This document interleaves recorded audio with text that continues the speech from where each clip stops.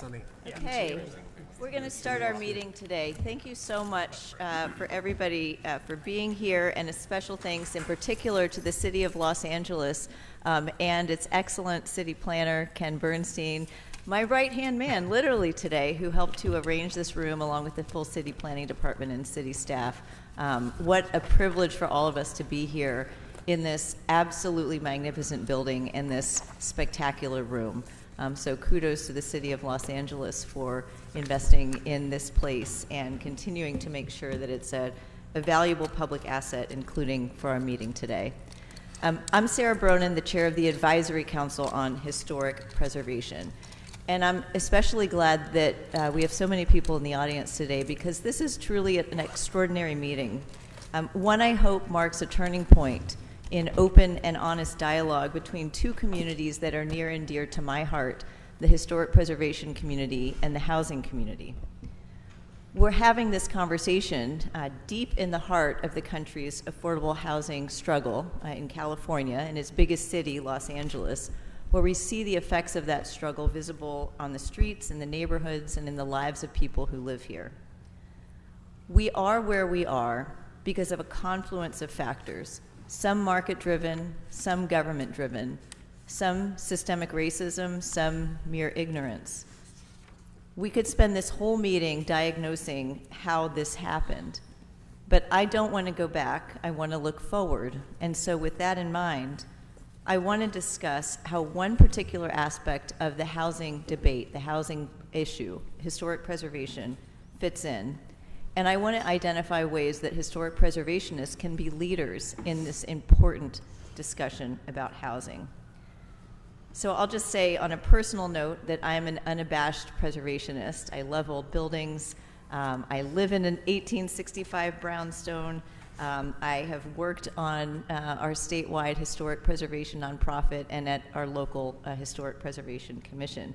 But I've also spent a lot of time in the housing community, spending time working on state and local policies that create and facilitate housing, and even been involved in building housing.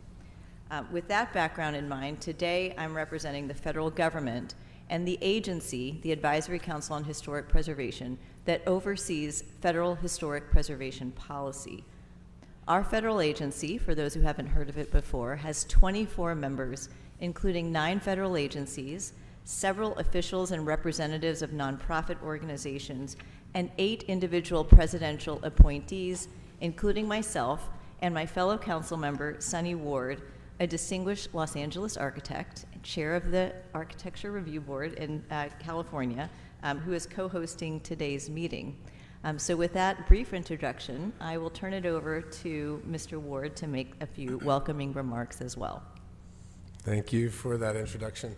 I'm honored to join Chair Bronin today representing the Advisory Council and addressing the California Architects Board earlier.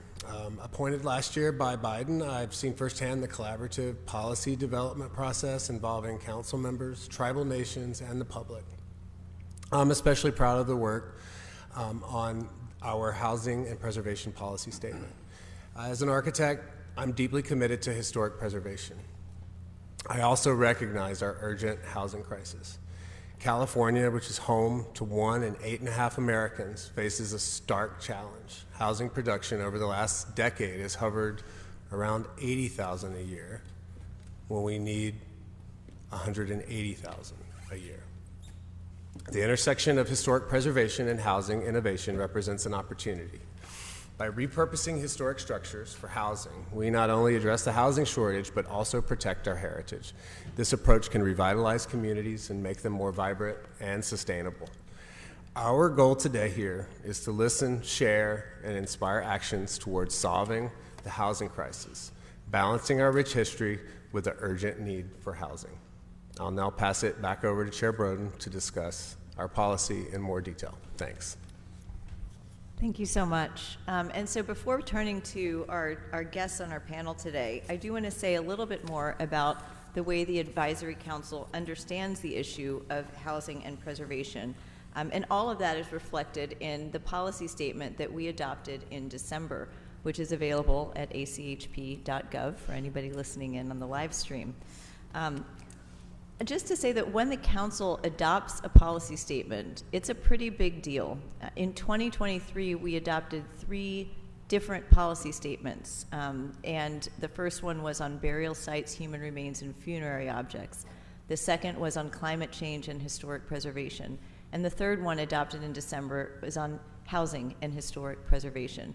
Those 3 policy statements represent a record for the agency, the largest number of policy statements adopted since the Advisory Council was created in 1966 by the National Historic Preservation Act. Once a policy is adopted, it's official federal policy, we are a federal agency, but we're also supposed to adopt it within the rules that we write for a regulatory process. That's called Section 106 of the National Historic Preservation Act, for those who are familiar with that. We're also supposed to use the adopted policy statement voted on by members to advise the President, Congress, and state and local governments about ways we as preservationists and we as policymakers can improve the way preservation responds to the array of social issues that we face as a nation. The reason the housing policy matters, the one that we adopted in December, is that for the first time, we as an agency address all housing, not just affordable housing, and we say emphatically that historic buildings should be far, far easier to be converted to or rehabilitated as housing. As you get into the details of the statement, it includes ideas like expanding tax credit programs, changing zoning to allow denser development in historic neighborhoods, to allow accessory dwelling units and infill, to allow conversions. It also means taking a proactive approach to ensuring that preservation doesn't stand in the way of reducing environmental hazards like lead, asbestos, radon, and mold in historic buildings.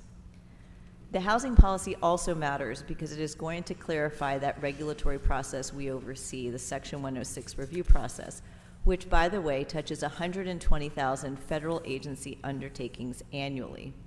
Many of those undertakings do involve housing. For example, not just the housing and urban development built or funded projects, but also military housing, veterans housing, rural housing funded by the USDA, and employee housing in our national parks. We're already drafting new guidance for all of those federal housing projects, which should make it easier and simpler for federal agencies to convert their buildings to housing and to rehabilitate the housing that they already have. These big changes were supported by our members through the housing policy statement, and they continue to be supported even as we speak, as we develop this additional guidance. These changes also help us to engage with other groups, and these ideas help us to engage with other groups, including those that we are convening today. So with that, it's my pleasure to invite the panelists to introduce themselves. And I'll start with Mr. Garcia on the end and moving in this direction. Go ahead, Mr. Garcia. Good afternoon, Chair Bronin and the rest of the panelists here. Thank you for having this conversation and for inviting me to be a part of it. So my name is David Garcia. I am the Policy Director at the Turner Center for Housing Innovation at UC Berkeley. We are a housing research and policy organization that deals with really all manners of housing issues, from land use and supply to homelessness to the intersection of climate change and housing. But I'm here today to talk a little bit about our work that we have done looking at the feasibility and the potential for adaptive reuse, particularly in older structures and in office to residential conversion. So thanks again for having me. Mr. Fine.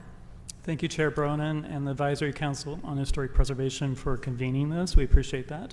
I'm Adrian Scott Fine. I'm the President and CEO for the Los Angeles Conservancy. And for those that don't know us, we are a citywide, countywide historic preservation organization, nonprofit, both education and advocacy. And this issue of housing is something we're very much getting involved in already, and wanting to do more around this, especially around the nexus between preservation and how we can find that win-win between these two.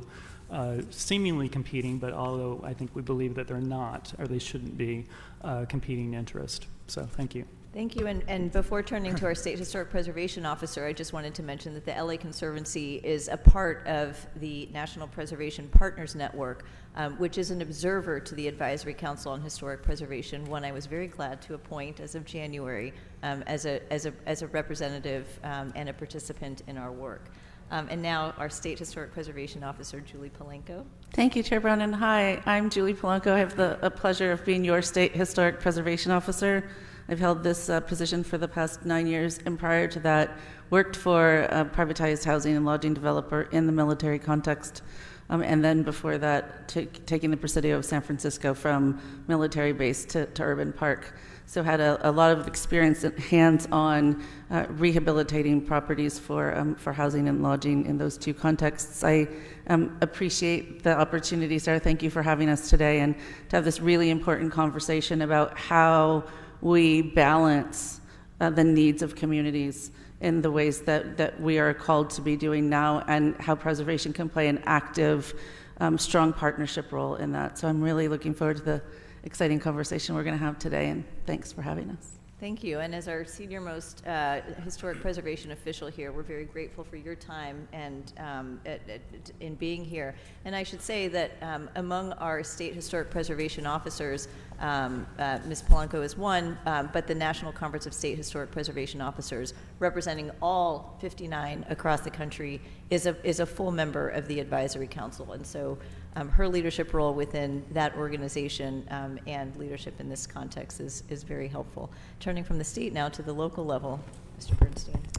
Yes, good afternoon. Ken Bernstein. I'm Principal City Planner with Los Angeles City Planning, and it's really a great honor to be able to welcome Chair Bronin to Los Angeles, and the ACHP welcome our State Historic Preservation Officer to Los Angeles as well. And we're very honored and proud to host you here in Los Angeles City Hall. And this could not be a more timely and pertinent conversation here in the city of Los Angeles as we prepare to step up to meet our state and regional housing obligations through a comprehensive citywide housing incentive program, and are grappling with ways to really integrate how we address the affordable housing and housing supply needs of our city while protecting the historic neighborhoods and historic places that define our city. So thank you for convening us. Thank you. Mr. Eckhouse.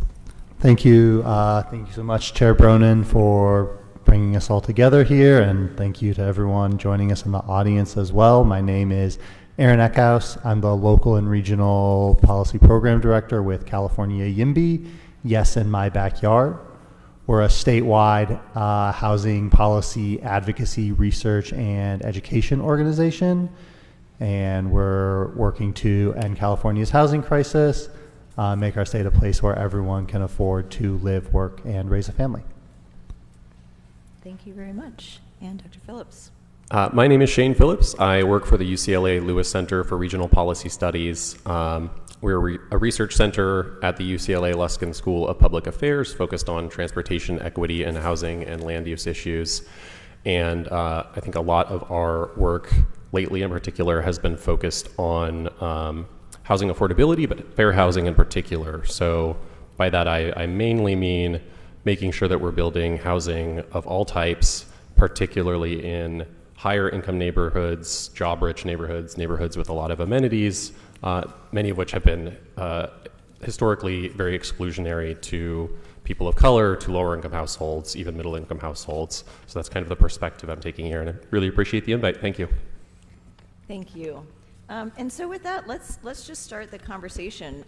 And I hope everybody in the audience appreciates how all of these different perspectives can hopefully inform it. And I think I'm going to start actually with just setting out some basics about the role of state and local governments in this space. And I'm going to turn first to State Historic Preservation Officer Palenko. And you've been the longest serving, I learned earlier today, SHPO is how they call it in the state of California. Can you just explain the SHPO's role in reviewing housing projects and housing conversions? Absolutely. So we have a couple of different mandated obligations under state and federal law to review projects that have the potential to affect historic resources. And they're anything from the removal of dams on the Klamath River to the construction of highways and roads. And so we're constantly looking at the value of historic preservation in the lens of the effects under Section 106 of the National Historic Preservation Act and Public Resources Code 5024 on the state side for state-owned properties. In that review, we really are looking at how we're balancing, and I would say in all of them, we're really looking at how we balance community needs and community values. And we also administer the federal historic tax credit process. It's for income generating properties. The exchange for receiving the benefit of the tax credit is that the person rehabilitating the building will rehabilitate it to a particular standard called the Secretary of the Interior Standards. So it's a trade-off. It's a public benefit for a public relief of dollars. The state is also standing up a state historic tax credit. We're hoping to be in a position to start accepting applications in the middle of this year. This one includes a residential program, which we're really excited about, and for the first time in California, we'll be able to afford or to offer tax credits to folks who are rehabilitating their homes. And then finally, we administer the registration programs for the state, the California Historical Resources, and then the National Register of Historic Places. This puts properties on the list, so makes them considered historic under these federal laws for a specific review. So what goes on those lists has ramifications and potentials for what gets reviewed in those two regulatory processes that I mentioned. But I think in all of them, we have 35 staff who are all professionally qualified in archaeology, historic architecture, architectural historians, but all of us are community members and come from a place where historic preservation plays an important role in our history, in our past, and certainly in our future. And I think that one of the things that I've tried to bring to this office in the last 9 years is the balance and the practicality of all of the community values that preservation plays a very important role in, and how can we be good partners to our sister agencies who are also administering important public benefits. Thank you. And I'll actually turn to you, Mr. Bernstein. Like our State Historic Preservation Officer, you are a veteran public servant serving in your role since 2006, and I'm sure you've seen a lot of changes during that time. Now, she talked about the SHPO's role in public and private projects. I was hoping maybe you could focus on the City of LA's role, and cities across the state have, of course, similar frameworks. But the City of LA's role in reviewing private projects, and how do you go about that? Well, sure, thanks. So we are part of the City Planning Department, and I think it is really important that our Office of Historic Resources is really part of the city's development review process and long-range planning process as well. Historic preservation reviews in Los Angeles are a little different from some other cities. We have a bifurcated process. We have a cultural heritage ordinance for the designation of individual landmarks, our historic cultural monuments. We have almost 1,300 of those. We actually have 3 of our cultural heritage commissioners in the room today, including our commission president, Barry Malofsky, Gail Kennard, our vice president, Richard Barron, our longest-serving commissioner, are all here with us.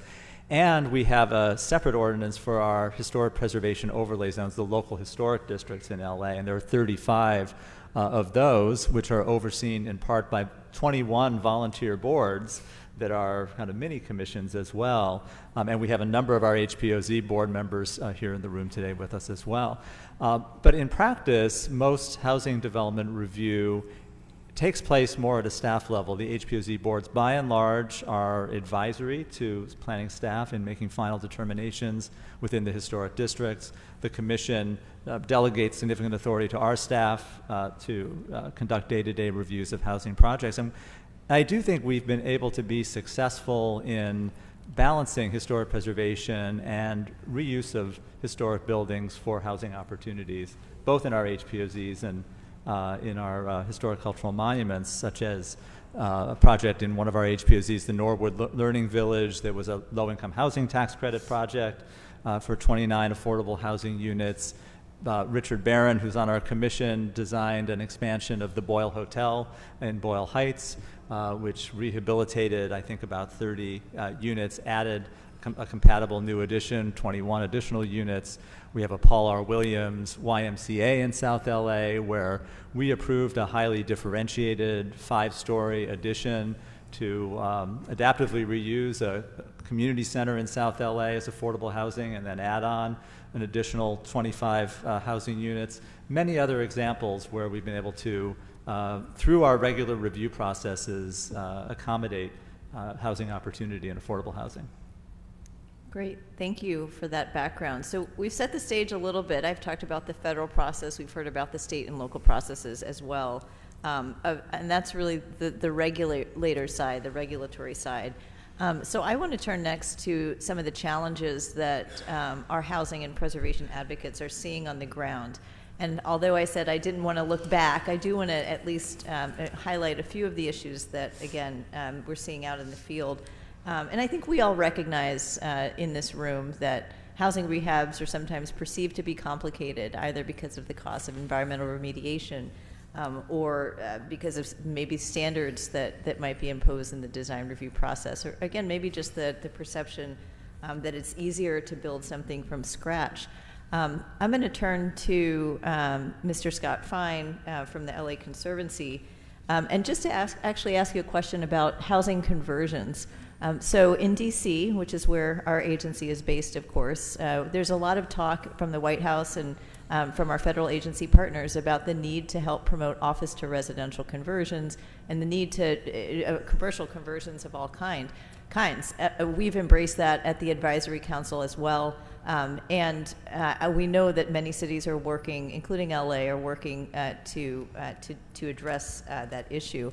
I was going to ask you, through your work at the LA Conservancy, what kinds of challenges and issues you've seen in conversions locally. If you have great examples to share, I think it would be worth sharing with the audience. Yeah, thank you. I'll start by saying this is something that LA has been working on for many years in terms of this. I think we're in a new phase of talking about conversions, but just to remind everyone and those that are tuning in maybe from other places that LA passed the Adaptive Reuse Ordinance in 1999. That really has been the model nationally in terms of how to incentivize that type of conversion. And many of those buildings were originally office buildings. A lot of them were sitting empty for many years, if not decades, before they were converted for housing. And I think that created somewhere between 12 to 14,000 new housing units, predominantly in the downtown. And we've seen that across the city. And I'm sure Ken will talk later about a new plan to adapt the Adaptive Reuse Ordinance 2.0 to make it even more effective, especially around the housing issue. But in terms of the challenges, and especially some of the buildings that we're looking at now, as we're still kind of coming off of COVID and thinking about what buildings will be reactivated or continue as office and those that maybe need to be looking at other uses. I think that's a conversation that is happening in earnest across the city and honestly nationally in terms of how to do that. But some of the challenges, it's easier said than done, is that in some cases we have owners of these buildings that have in some cases unrealistic expectations of the value of the building, so it's hard to transfer it into the hands of somebody that actually might do a conversion. Sometimes the floor plates aren't so conducive to conversion for housing, or it makes it much more difficult. If they haven't had a seismic retrofit, that's a major cost outlay that may not make it feasible to take on that project. There's a lot of things like that around the infrastructure, and not every office building right now is certainly conducive for that. Having said that, there are a lot, and that should be looked at. The other piece to this is we've got probably a lot of people, owners, developers sitting on their buildings still waiting to see what's going to happen. How is the office market going to shake out? And that's still to be determined. But while we have a great track record of buildings, we have a lot of buildings sitting empty, especially office buildings, and we have some buildings that have been perennially empty. One I would just throw out as an example is the Crocker Bank building, which is across the street from our office at 6th and Grand. It's a 1969 really fantastic modernist building by Pereira, but it's been sitting empty, largely empty, for many, many years. In 2007, it was considered for housing. It's still sitting vacant in terms of that. I think part of the other challenge to this is how do we fill the gap in terms of incentives, financial, and I agree, some streamlining to try to make these conversions possible. The other piece I'll leave with is We are trying to be problem solvers in this issue, again, bridging with the housing community and preservation. So for the past 6 months, the LA Conservancy, the California Preservation Foundation, and through Assembly Matt Haney's office, we have been working with YIMBY Action, another YIMBY organization, to think about this specific issue about office to housing conversion and what type of legislation could perhaps be helpful in terms of trying to make that happen. Last week, a bill was introduced at the State Assembly, Bill 1532. It's not perfect. I'm sure it will be amended as the process goes, but it is looking at these issues around streamlining, finding common ground between preservation and YIMBY communities, trying to make sure there's adequate safeguards for historic buildings, and also trying to create some new incentives, financial incentives, to try to fill the gap with this. And then lastly, I would just say, Julie mentioned the state historic tax credit, which we're very happy to see that launched very soon. But it also is built in a bump up for affordable housing projects that get a slightly increased tax credit. So it's trying to think more creatively about how do we make these things happen, and again, trying to be for things in terms of that confluence between preservation and housing.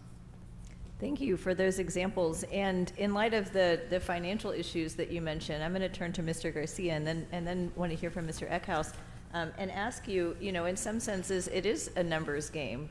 So at the Turner Center, I know you've studied some ways that we might reposition underutilized assets. How do these projects pencil out? What have you learned from your research? And are you seeing the same things that Mr. Scott Fine is seeing?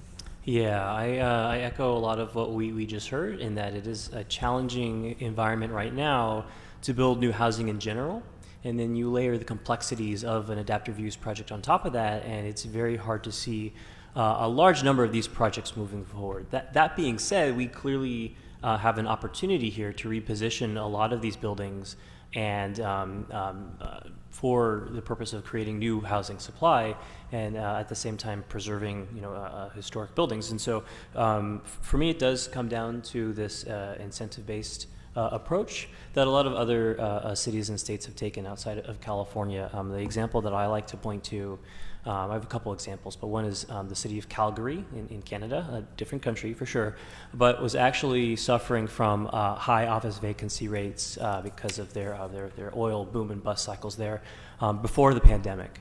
And so part of the approach in Calgary was to create an incentive program that essentially reimbursed office conversions for up to $75 per square foot to jumpstart their market there. So in just 2 years since the program was implemented, 17 buildings have been proposed to be converted from office to residential. And so in conversations with developers who are examining these processes, it's not very different than conversations with ground up new construction developers. The numbers really just don't work right now in this market because of a combination of high interest rates, high construction costs, and in many cases revenues that would not fill the gap of that cost. And so when we think about adaptive reuse, particularly for historic buildings in to residential, I think we need to think about different ways to fill that gap that can help move these projects forward.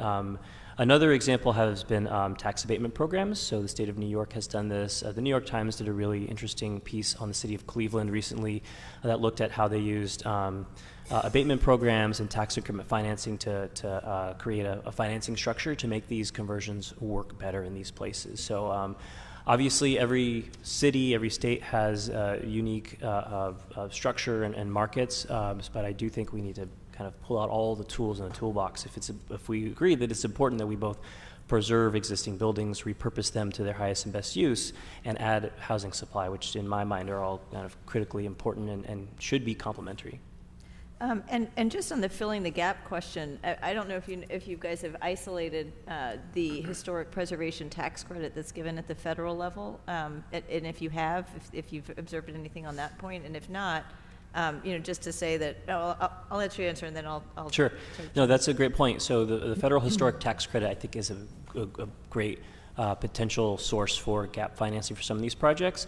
My understanding is that it's not always the easiest to use because to qualify for the tax credit, you oftentimes have to adhere to specific standards from the Secretary of the Interior's office, and that can add extra cost. And a lot of times developers, particularly on the private side, are not used to working with tax credits, they're not used to syndication, and so they oftentimes won't consider that as an option. That being said, I do think there should be some thinking on, is there a way to reconsider how the tax credit is administered, or how developers view the credit so that it can be leveraged more widely.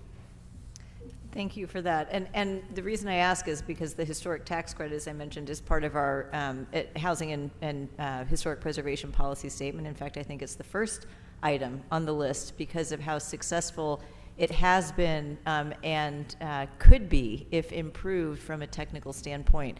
And a couple of the things that we have heard as a council over the years include that it's difficult to use with low-income housing tax credits, new markets tax credits, and renewable tax credits. So all of these, especially the low-income and new markets tax credits, which focus on places where you might call them underserved communities, certainly an under-fulfilled need for low-income and subsidized housing. Of course, if we can harmonize those better, that's certainly a goal of ours. As an independent agency, we can take positions like that and advocate or present them to Congress. So when we have the opportunity to do that, I think virtually every year, from what I understand, the Advisory Council does extend its support to Congress for improvements in the historic tax credit. That's something that, again, if you're listening out there, is an issue worth learning more about, and I think it's certainly a topic of great concern to preservationists. And just before I turn to Mr. Eckhouse, I wanted to also mention that you discussed, you mentioned the Secretary of the Interior standards for the treatment of historic properties. One of our 9 federal agency members is the Department of the Interior, and they have recognized, both in past internal reports as well as in a recent centennial report for the Park Service, recognize the need to modernize those standards. And in recognition of that, over the summer, I called for public comments on the Secretary's standards. And some here on this panel actually helped to submit comments, which were included in our review. And hopefully very soon, I'll be releasing my report as chair to the members of the Advisory Council.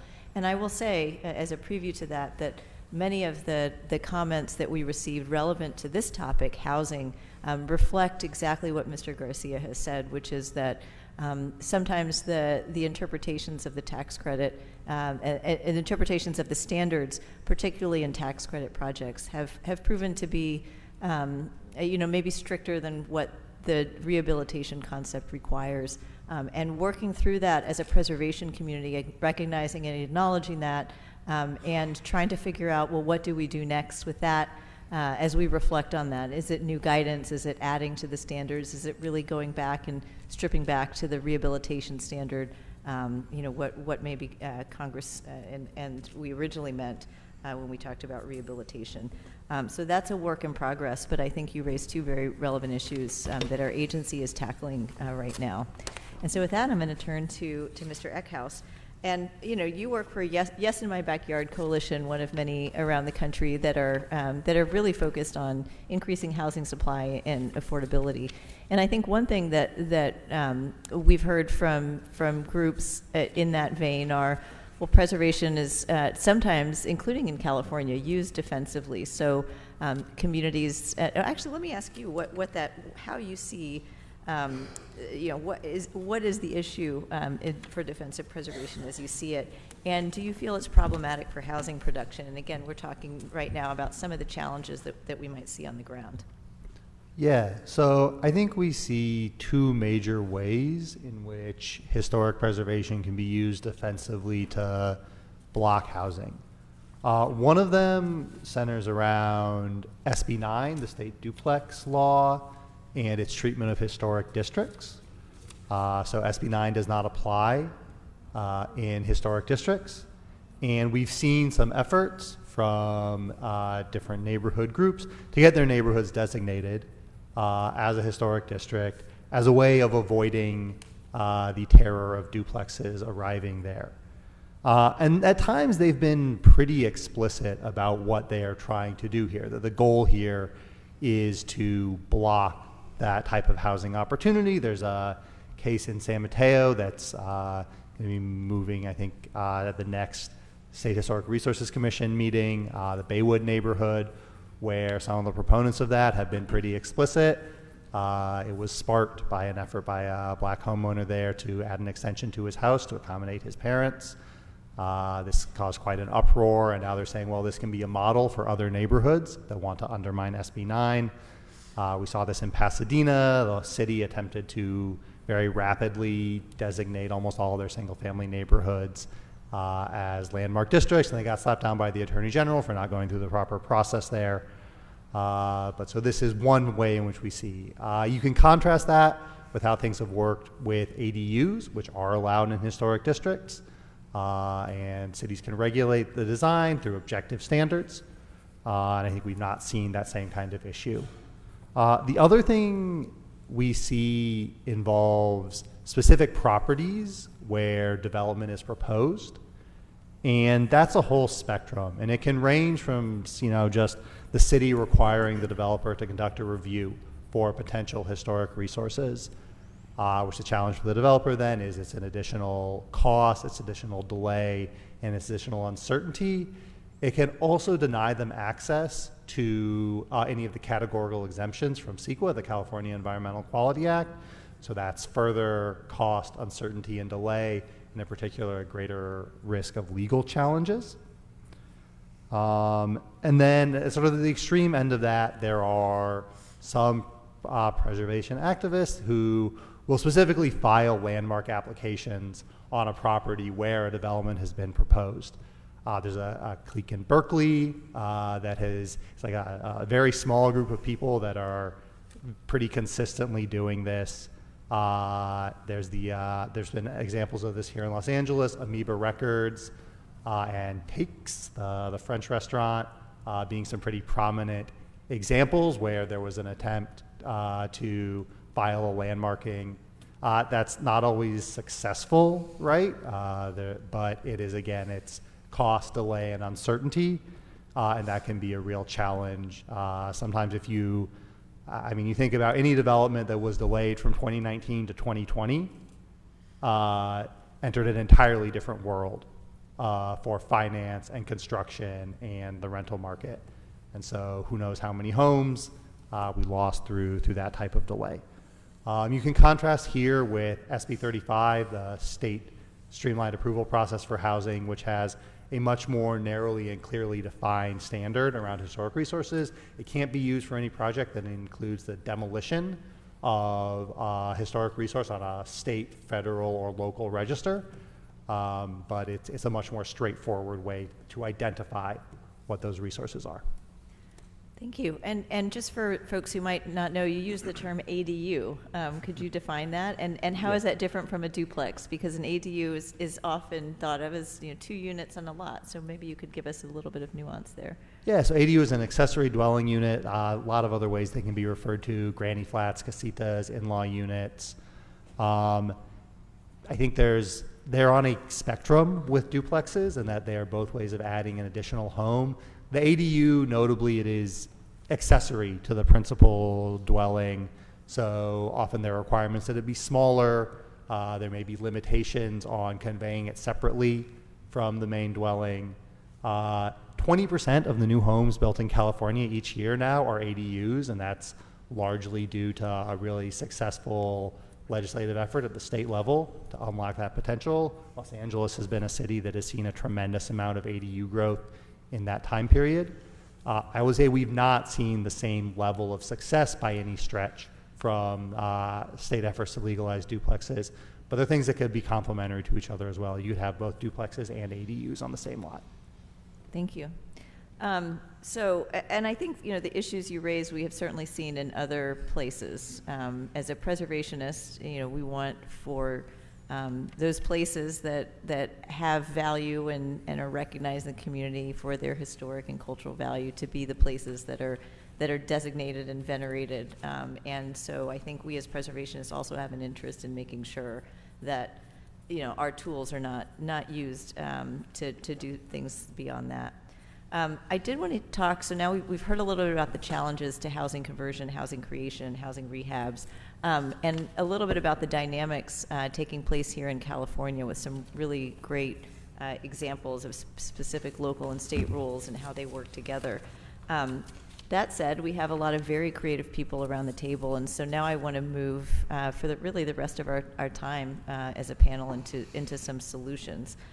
So first, I want to start at the local level, and I'm going to go to Mr. Phillips. So you've written a book on how cities can enact policies to become more affordable. What kinds of policies can cities enact at the local level if they care about both historic preservation and about housing? Very good question. Or read the book, right? Yeah, why not?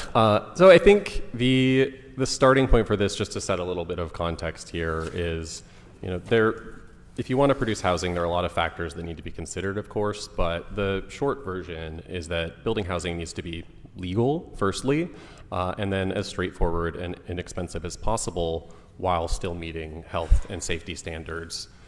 If the cost is so high that only very high income people can afford it, then there's not going to be much of a market for it, and very little is going to be built. Similarly, if compliant housing projects face meaningful risk of lawsuits, of political interference, of unexpected fees or exactions, and also in rarer cases, these third-party nominations to be historic monuments and similar kinds of tools, after they submit applications for redevelopment in particular, then their costs go way up, and suddenly a lot of projects are no longer feasible. And, you know, just to be very clear, if legal, straightforward, and inexpensive is the goal, California's approach to housing policy over the past 50 or more years has mostly been to make dense and affordable housing illegal where it could, and to make it as complex and expensive as possible to build where it couldn't. So as for how we produce more housing, taking into account historic preservation, or just building more housing generally, there's certainly no silver bullet. It's going to require a lot of complementary reforms. I think a lot of the reforms that we need to make to produce more housing of more types, though, and at lower cost, are entirely compatible with historic preservation. I think really one of the big synergies is just in allowing denser housing in more places. That helps lower per unit land costs, which is good for affordability, but it also means the development pressure is less concentrated in just a few neighborhoods, often neighborhoods where multifamily housing tends to already be legal in most cities, and those neighborhoods are often older, they're more centrally located, and that means they're also the places where we're most likely to find historic properties. So we're really, through our policy, creating excess pressure in those places because so many other neighborhoods are essentially off limits to building more and lower cost housing. I think, you know, reducing uncertainty and risk is key here, and there's absolutely, you know, no reason that should be in conflict with historic preservation.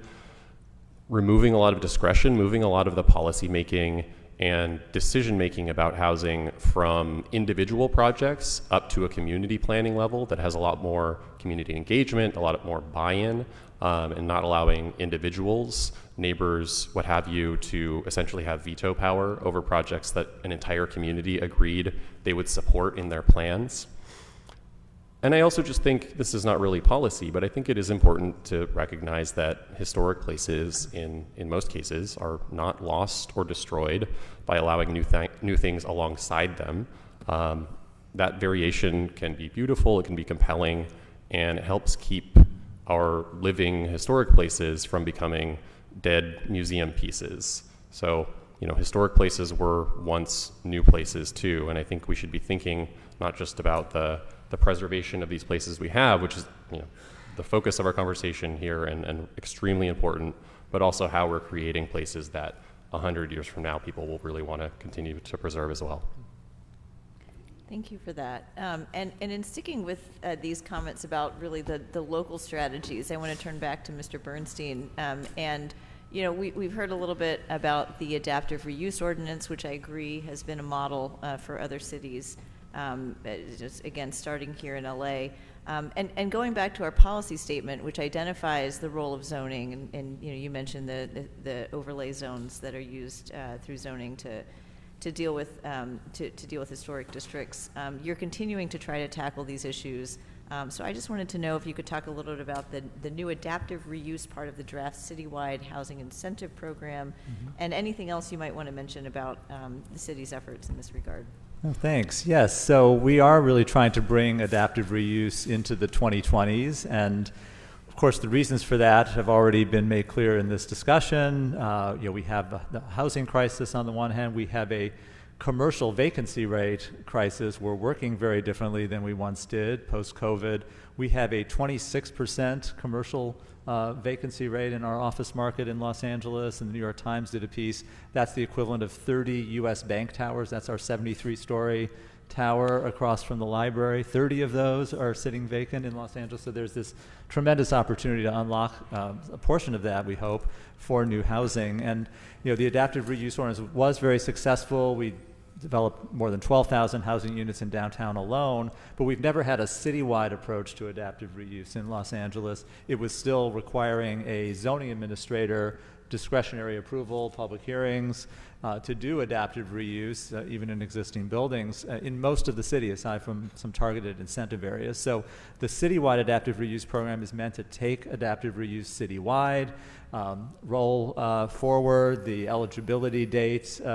Previously, only pre-1974 buildings could qualify for the adaptive reuse incentives. We're proposing to take that by right process up to 15 years, and that would be a rolling date going forward, and then developing a number of new incentives, basically allowing you to kind of keep what you have and you know, kind of bypass the zoning process for a building that's already built.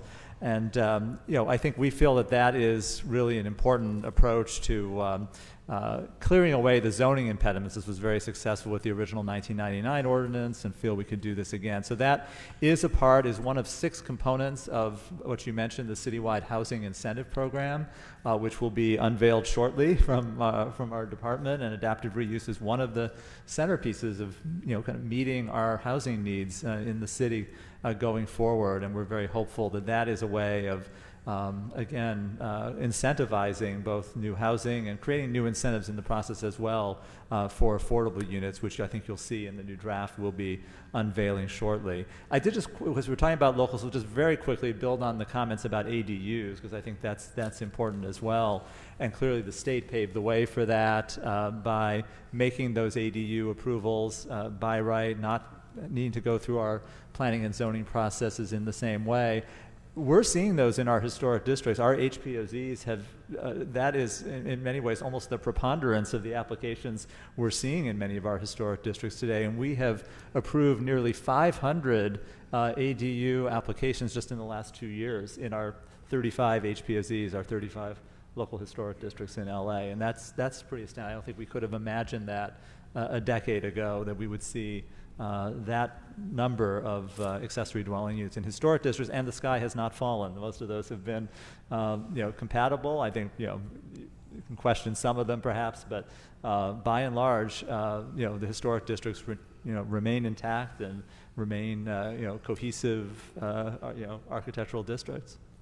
Yeah, I mean, it's interesting, too, that in a lot of places, especially in the historic homes that were built, and especially those in the larger lots, there were multiple residents for, you know, perhaps a lot of our less districts relevant were a reasons mix today, always of densities, and I think the Conservancy did a study a few years ago. Actually, our residential density in the HPOZs, this is Place Economics, Donovan Ripkema, who I know many of you have worked with, the residential density is 50% higher in our HPOZs than the residential density in the rest of the city combined. So, you know, you do have this kind of livable, walkable density in many of our districts. It's not the stereotype that these are kind of high-end single family. There are a few of those, but by and large, you have a much greater mix both in terms of density and socioeconomically in many of those districts. Well, I want to keep on that theme of density and actually turn it back over to Mr. Scott Fine, and in your role in the LA Conservancy's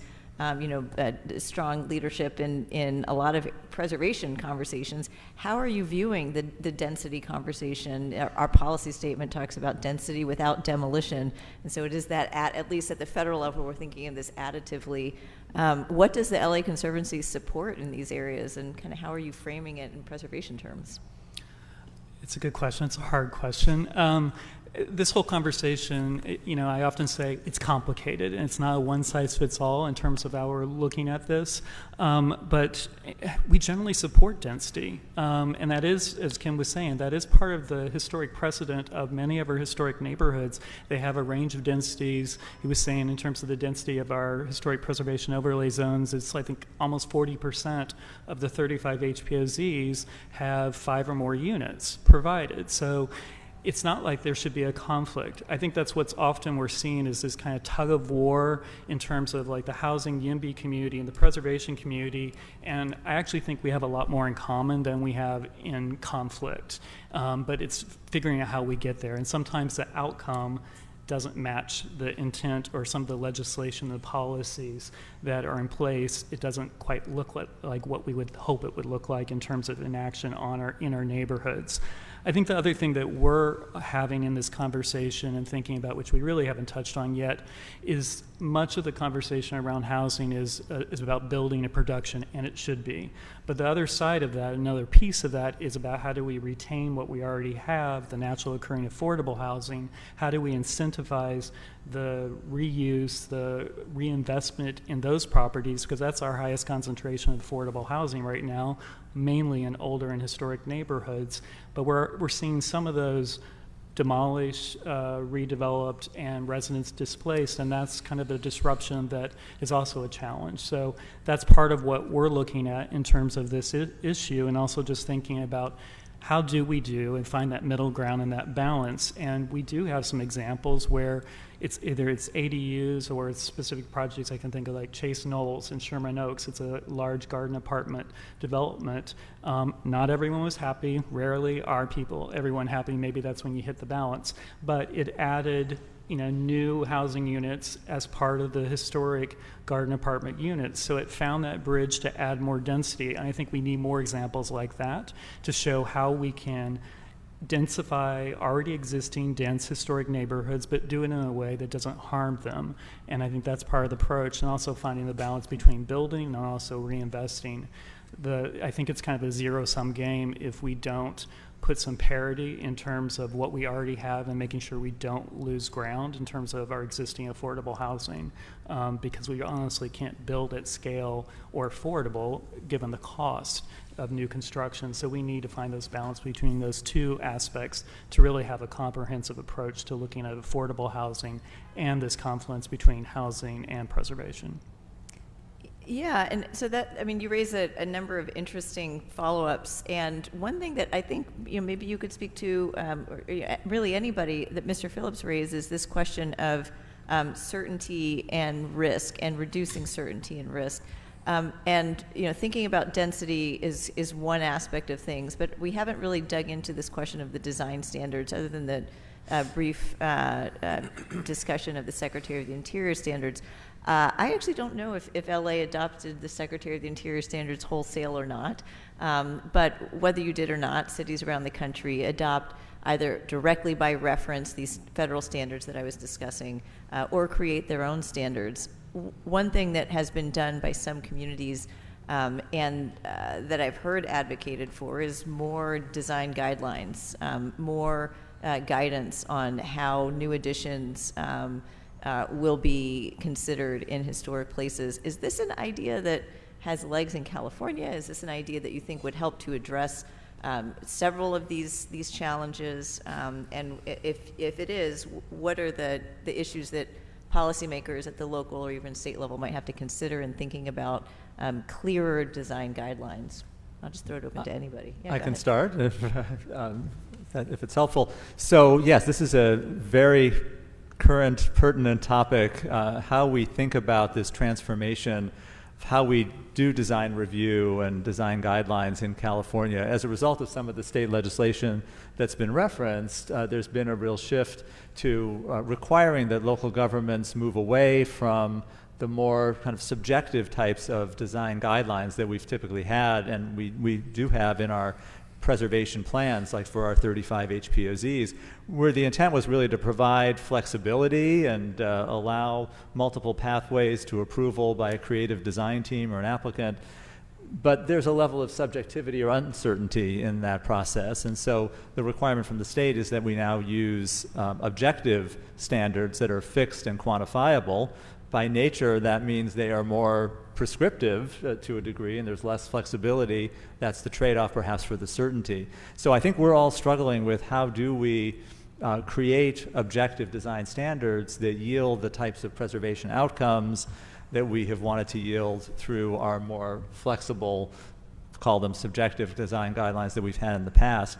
One of the things that we're doing in LA along those lines is building upon what was said earlier about SB 9 and some of the other state legislation, in addition to ADUs, that allow for subdivision of single-family lots, creating up to 4 units on a lot. We are, through our urban design studio, which I also help lead in addition to the Office of Historic Resources, we have a project we're calling the Low-Rise Design Lab that's building on a low-rise design challenge that was sponsored by our former mayor's office, Mayor Eric Garcetti's office, and his former chief design officer, Christopher Hawthorne, that was really looking at how we create successful designs of largely 2 to 4 unit housing, not only ADUs, but triplexes, fourplexes, and ways that we can create either new design standards or standard plans for applicants who want to go forward with such projects to ease the way in terms of what can get approved. And really, how do we build in the types of design approaches we want to incentivize? How do we incentivize applicants to preserve the existing historic or main residence and add on to that rather than demolishing and starting with a clean slate? How do we incentivize preservation of mature trees and the types of designs that really are reflective of the design traditions that define LA and Southern California, forms, prototypes like the bungalow court or some of the well-loved housing solutions that have not really been possible with current zoning requirements. So I think we're really trying to be more proactive and be thoughtful about how to build upon some of the state laws that we have, that they are a reality, but how do we yield the types of design outcomes in this new world where the kind of subjective design guidelines are not where it's going to be going forward.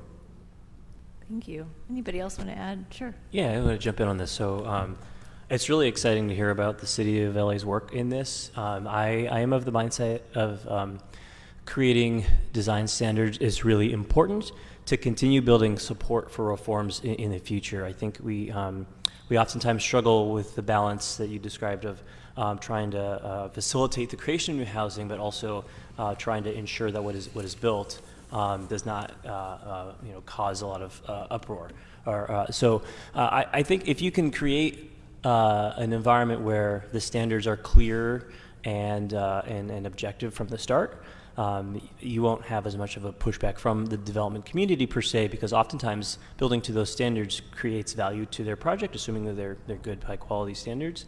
And one city I like to point to that I think has done this really well is the city of Portland, Oregon, which has done a lot of work in thinking about how do you create design standards that would allow someone to build a bungalow court or to build a 4 or 5 unit building without restricting the actual size of the structure itself. So thinking about, creating standards where you disincentivize, let's say, a single-family home teardown in favor of the creation of a McMansion that's just really large, and actually try to push those projects to be 4 or 5 and 6 units instead. And so I think a lot of cities are struggling with this as well, but there are some, and I think the city of LA is probably one of them, that are trying to think proactively about this rather than just reactively.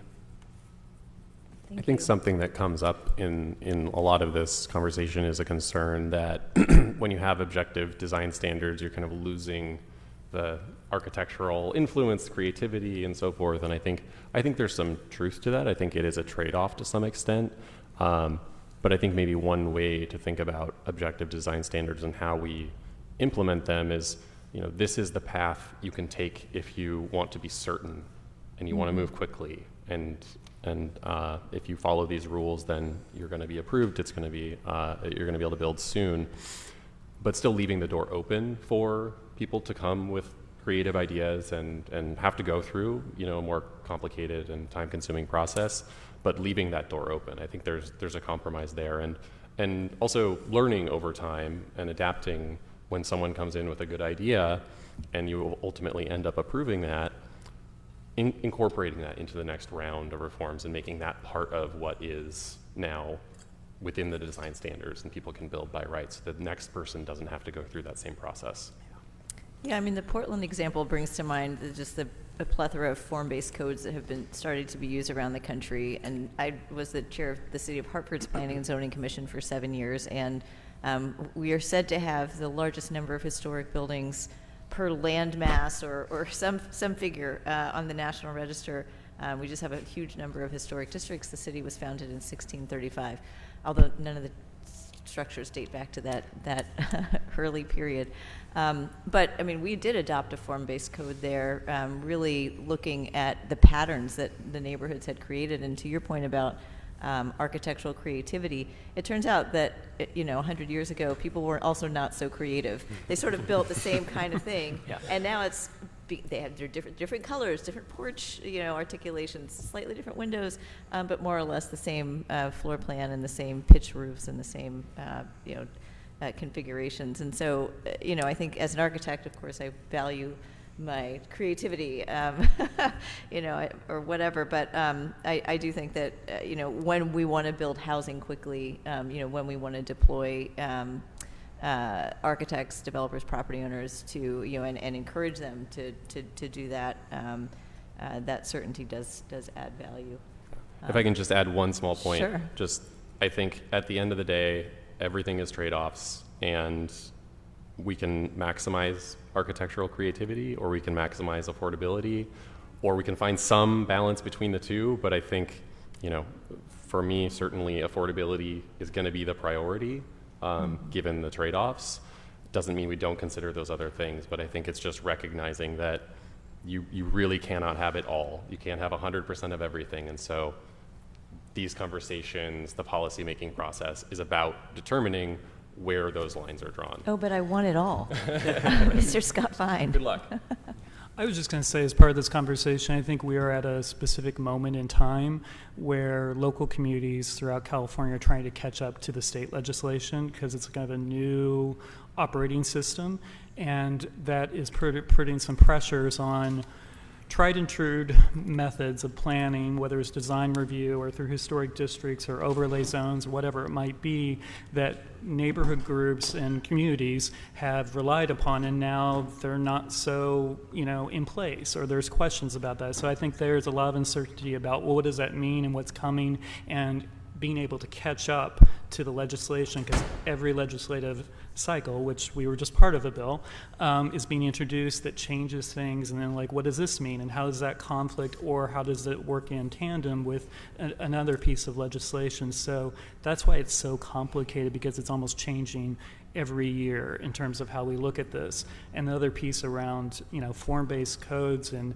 other types of standards are often more focused on what you're building new, which is great, because it's, and I think LA's done a really good job with Recode in terms of thinking about how new development will respond to the existing context, but that also is being delivered in a very slow fashion in terms of the community plan process. So it's this kind of such a rush. We want the housing, we need it now, we want planning, and all these things happening at the same time, and they're not always lined up as we would like them to be. You know, your comment is the perfect segue to turn to our SHPO and move from the local level back up to the state level.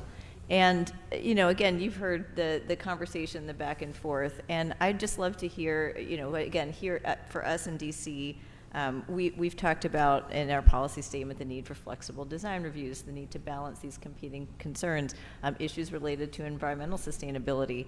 And I just want to ask you, you know, when it comes to housing and historic reviews and these other values that we've been talking about, how would you recommend, or how would you see us as preservationists balancing preservation with whether it's affordable housing, energy efficient housing, environmental hazard-free housing. I mean, any of these topics, we'd love to hear your thoughts on that. Yeah, thank you. I think we could spend the next 7 weeks talking about just that question. It's so complex, and I think at the same time it's not. In the federal reviews that we do, which is the bulk of the work we do at the SHPO's office in reviewing projects, there's a couple of different layers that happen. So the National Register of Historic Places nomination process happens first. That doesn't prevent anything from happening to a building or a property or a neighborhood. What it says is you have to think about it a little more. And then it sends it to the local level where all of the what you have to think about happens. And so I think that if we agree that historic preservation is a community value like clean air and clean water and affordable housing, we have to figure out how to work together. Every one of these issues is just like a spoke in the big wheel, right? We're not one over the other, but how do we look at these things? And a lot of the conversations, for example, about converting commercial real estate to housing and the vacancy rates in urban centers, developers tell us that won't pencil without incentives, and the state's looking at a giant deficit right now. So we have, I think, what can we do now? What's more long-term? Where are the things that we need to change long-term? And then how do all of those things lead us to where we need to be, which is safe, affordable housing for our communities, right? So I think there's a couple of things. The state has a historic building code that's probably unique to many places in the country where you can meet the requirements of building codes on a performance-based manner. That allows for things to stay historic and still meet the needs of communities. In fire hardening, we have a building that received historic tax credits in San Francisco that raised the structure a couple of feet because it's adjacent to the San Francisco Bay. There are different ways that we've seen adaptively reuse in buildings that have also met clean energy standards. So climate change, preservation needs to be part of all of those solutions if we're going to have not just existing communities, but help our communities to thrive. And I think that the flexibility is there in the programs and the processes that we have at the federal level, those that we administer in our office. I think it's really a couple things. How do we start talking to each other? How do we look at where those priorities are for those individual communities at the local level where it needs to be? And then what kind of incentives can we do to sort of look at those small, medium, and large solutions to get us where we need to be now? If we're looking at just incentives, it's going to be long overdue that we're going to have this problem. I think is going to get bigger before it gets smaller. And I think that another part of it that nobody thinks about or rarely thinks about are survey tools. The question about certainty in reviews. State and federal agencies have requirements to do surveys. I know that local governments are incentivized to do surveys as well. There's not enough funding for that. But how do we get those things in a place where all the information is known and available and people can use it in advance to make intelligent decisions about what's being built for their communities? And I'll just quickly say that one of the things that we're doing in our office with the State Historic Resources Inventory is we are right now creating a program that puts all of that information to a single system, and we're going to make it available online for the public and with the confidentiality that needs for things like archaeology and those things. But it's I think a collection of all those different tools that's going to take all of us working together to create these solutions. Having worked for a private developer on the other side of making historic preservation work, I've seen how it works, and I know it can happen. And the biggest, I think, commodity we have is each other and our intelligence to work together. I love that comment, especially about just understanding what's out there, because and this is maybe it's relevant to housing, but it's really relevant to all federal projects. We do not have a comprehensive inventory of local, state, and national register places, just at a very basic level. We have some information about National Register designated sites online thanks to the Park Service, but they acknowledge it hasn't been updated regularly. We have some states that are very advanced, thank you on that, and of course LA maps its resources, but not every community in the country does that, and even if everybody did, there's not an integrated way for us to understand where these places are. So I should hold on the data question, or maybe if we have a time at the end, we'll get to it. But just to say, I will +1 that very specific comment, and and our agency is trying to do the best it can in trying to help promote those conversations in DC. So with that, I want to turn back to you, Mr. Eckhouse, and maybe pivot a little bit from that, from the regulatory side, and talk maybe more philosophically about some of the ways that we might think about exemptions from state laws. So I know some of your California GIMBY colleagues have talked a little bit about, well, should we make it harder to designate districts? Should we limit the number of the percentage of land a city can designate? Another friend of mine and I were talking about, well, maybe it's not the designation process. Maybe it's that each city gets a budget of land, a percentage of their land to exempt, and they decide what percentage of land within each community they exempt from whatever statewide housing bill is. So I guess just turning to you and just asking you about what are different. I mean, is that something that might be palatable? How are you thinking about that designation exemption conundrum as you see it? I think. Yeah, I mean, I think the question of setting sort of a budget around what we preserve, how we preserve it, what limits we place, as Shane said, this trade-offs are unavoidable here, and so it's a way of formalizing, I think, that potential way anyway of formalizing those trade-offs and trying to make really clear and force us to ask ourselves seriously, what are we seeking to preserve, to what end are we seeking to preserve it, and how does that fit into the fact that our built environment is going to need to change to meet the needs of the present and the future. Something that I've been thinking about lately is an experience I had studying in Barcelona. I took a class on the Spanish Civil War where we visited one of the last remaining bomb shelters from that time period. Barcelona was one of the first cities in the world to face sustained aerial bombardment from the German Air Force during the Spanish Civil War. And we toured a bomb shelter. It was a very interesting experience. And they commented that this was one of, I believe, only 2 bomb shelters from that period. They had been widespread throughout the city, one of only 2 that remained. And we were curious, why were there so few left? Why had there been so little preservation of this aspect of the city's history? And they said, well, a lot of them were replaced during the construction of the city's metro system. And that was a really important priority for the city. It's a great system. It really helps getting around. And that came into conflict. I'm glad that they preserved some of those shelters. It was an experience that I think meaningfully enhanced my understanding of the city's history. And I also think it's worth really asking, if there were 10 or 12 of them left instead of 2, would that be a meaningful enhancement over having 1 or 2 available that are available to visit? And what is the trade-off that was worth? Would it have been worth preserving some of those shelters if that had come at the cost of building a widespread metro system that contributes so significantly to mobility of people in the city today? I think this is something that we're going to have to really think about in California. Adaptive reuse is great. I think there's been some tremendous success with that here in downtown LA. And also, we're going to have to identify ways for historic neighborhoods to grow and to change because, we have a real shortfall between the current built environment in the city and the state and the nation and what we need for an affordable and sustainable future. Yeah, and I mean, I think my question was really, not thinking about a budget for historic properties, but thinking instead about a budget for exemptions. So in other words, the city might say, well, we'll, have X amount, and again, and this is, I think about a place like Hartford with so much of its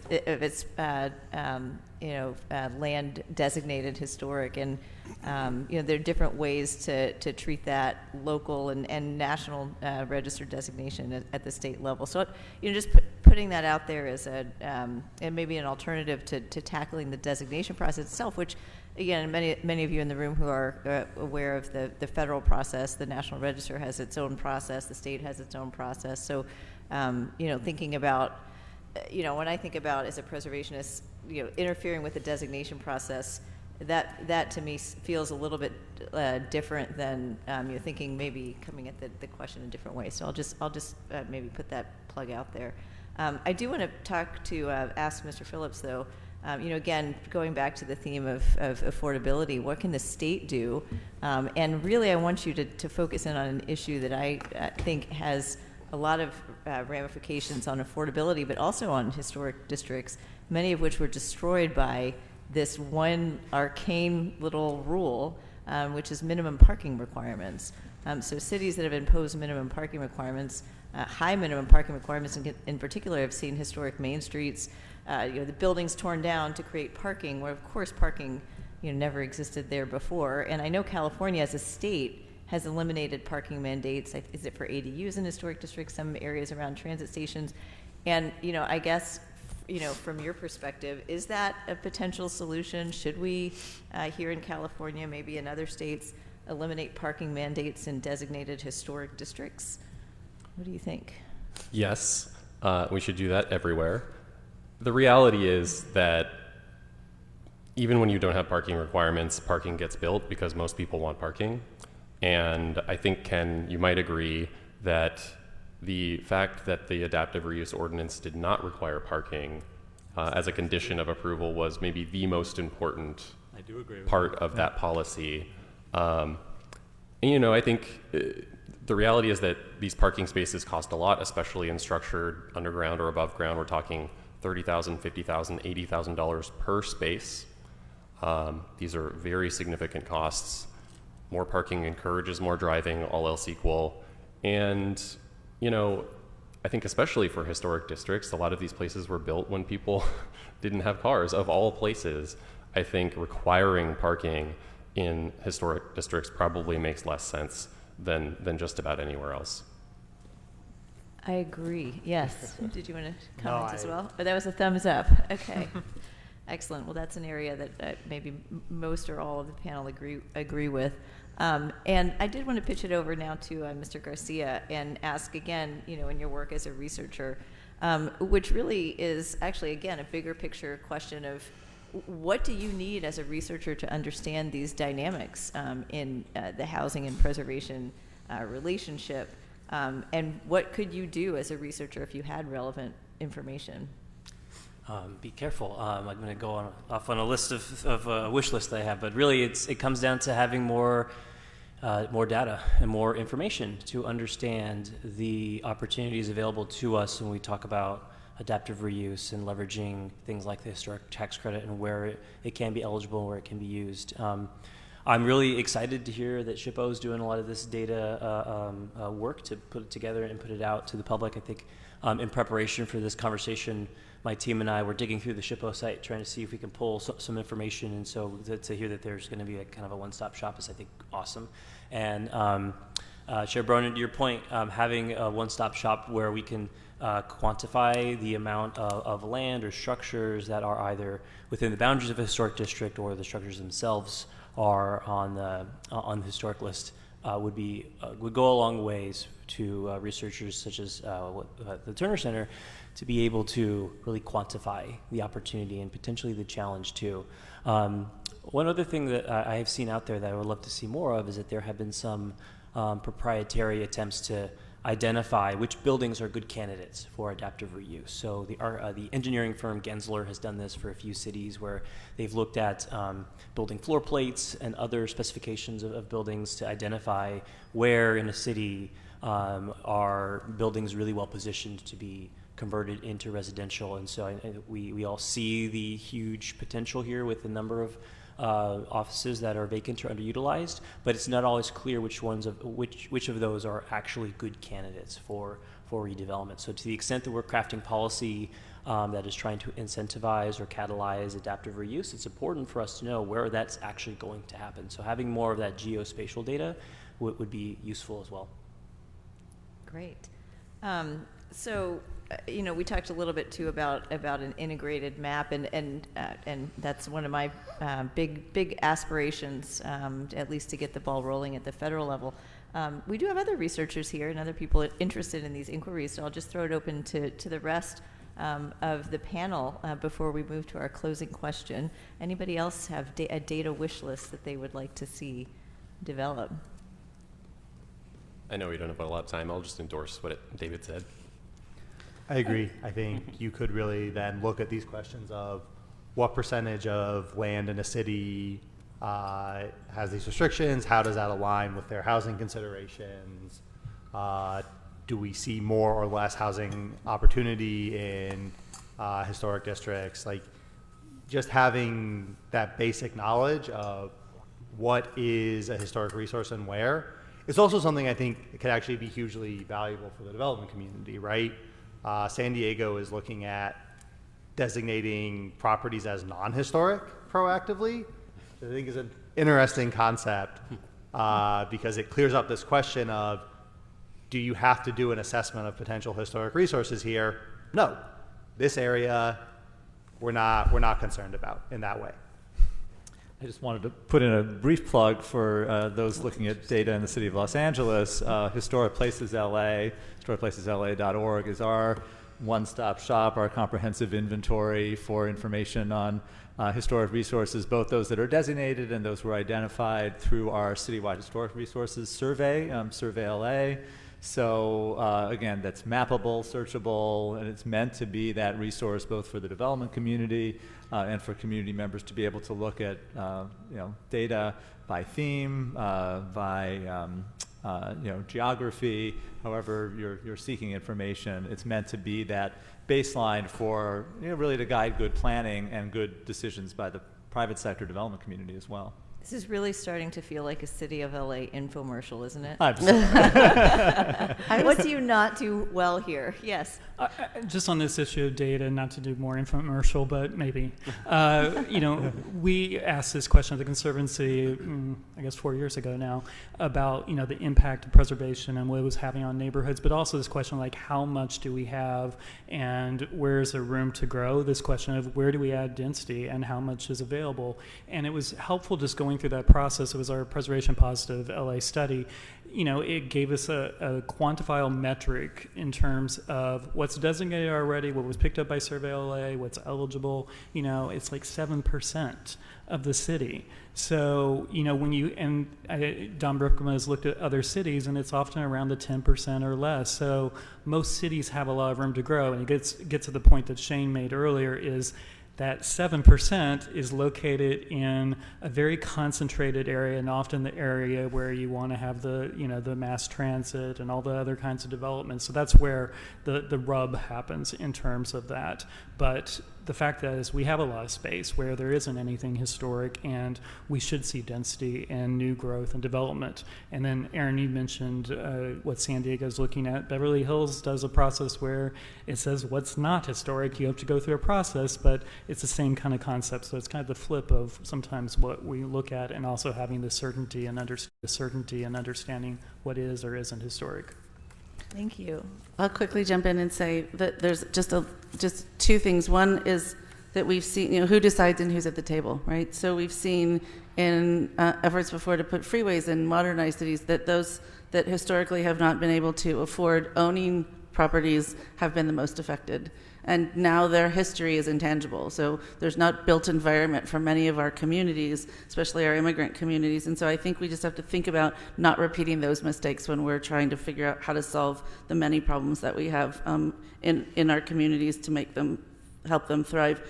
I also think that the locality sort of drives this conversation. And the question, Sarah, about if you were to dream about what you an overlay. I was in Scotland at one point looking at the historic castle there in Edinburgh, and I was handed an iPad, and they had a relief map of the entire country, and I could fly this iPad over the relief map, and I could hone in on a place and see where there were natural resources that were important, where there were historic buildings, where there were some endangered species. I could see all the different layers of values that I wanted to see flying this iPad over this map.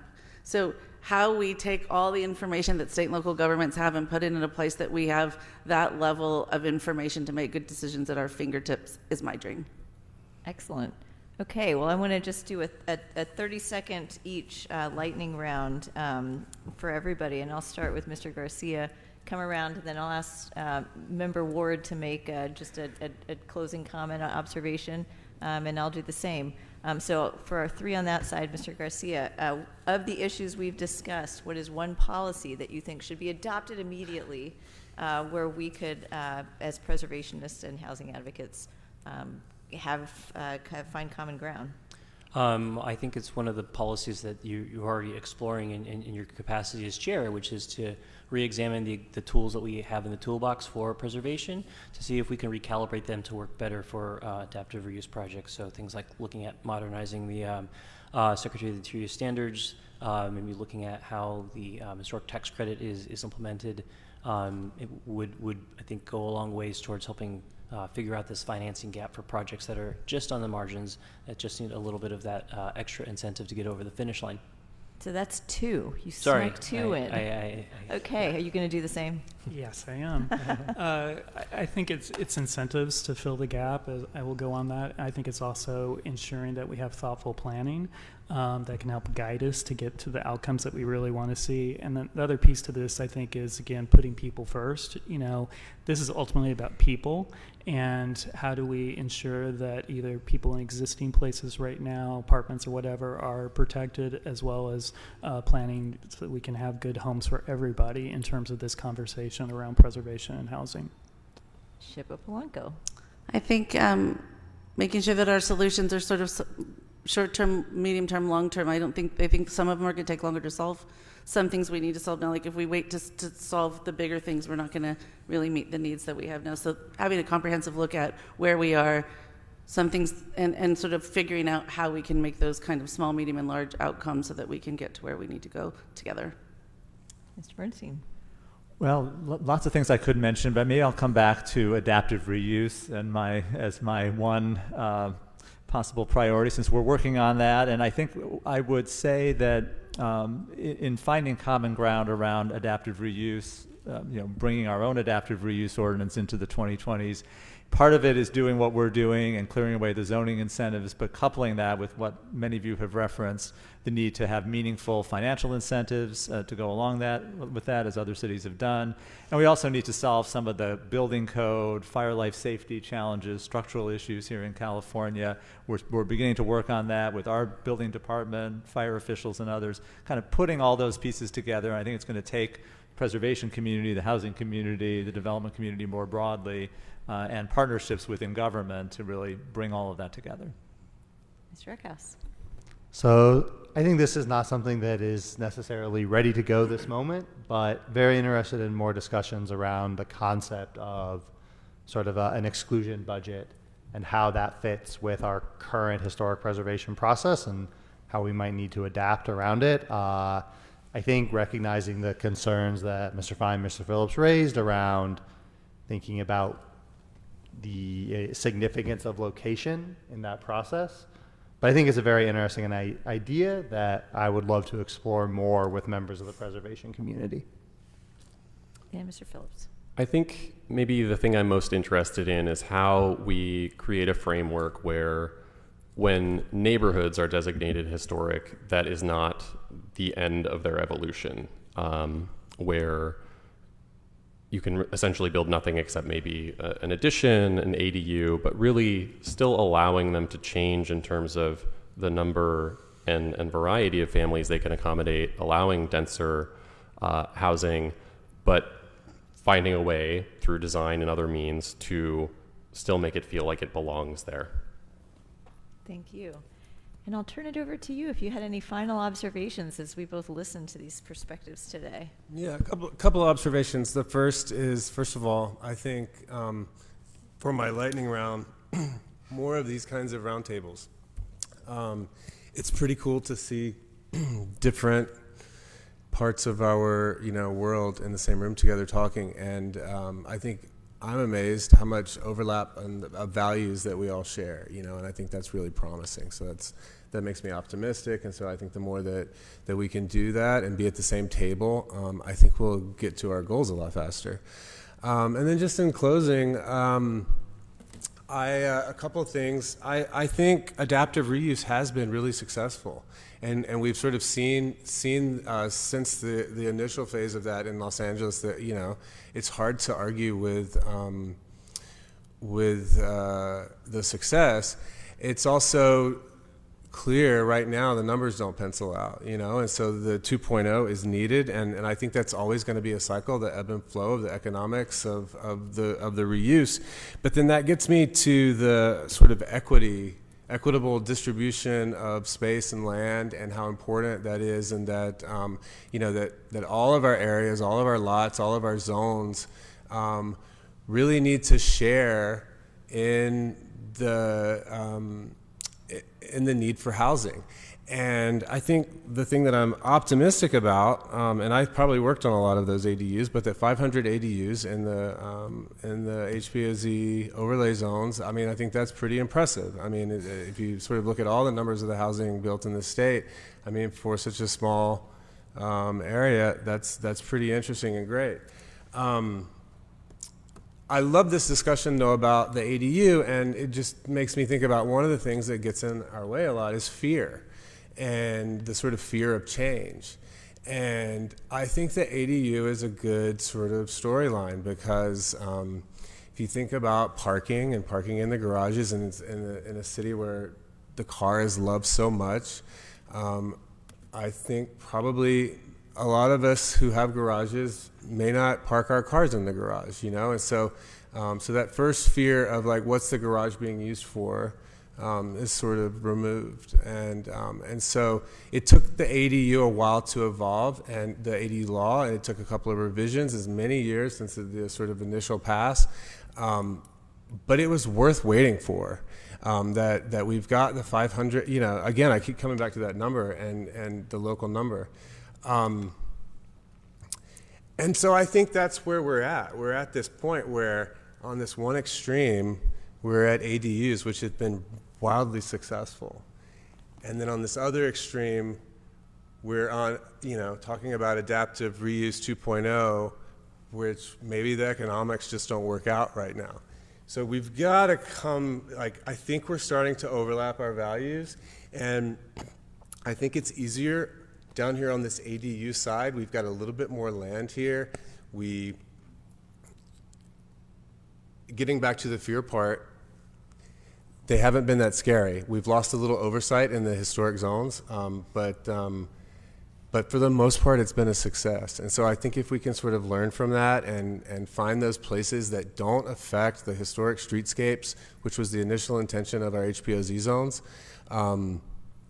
from an exterior perspective. And then also a comment in our notes today that we didn't talk about, I'll just bring up before I sign off, because I've already spoken too long, though, is the division of existing residential structures, single-family residential structures, in a way, because some of those interiors are not currently protected under our overlay zones. And so if we could split those to create more housing, so that some of that generous, green, beautiful, clean land could house more people, I think it would only help and be a better part of the solution. So with that, I'll sign out. Thanks. Thank you. And again, thank you for your service on our board and our council as the chair of our Policy and Legislative Affairs Committee.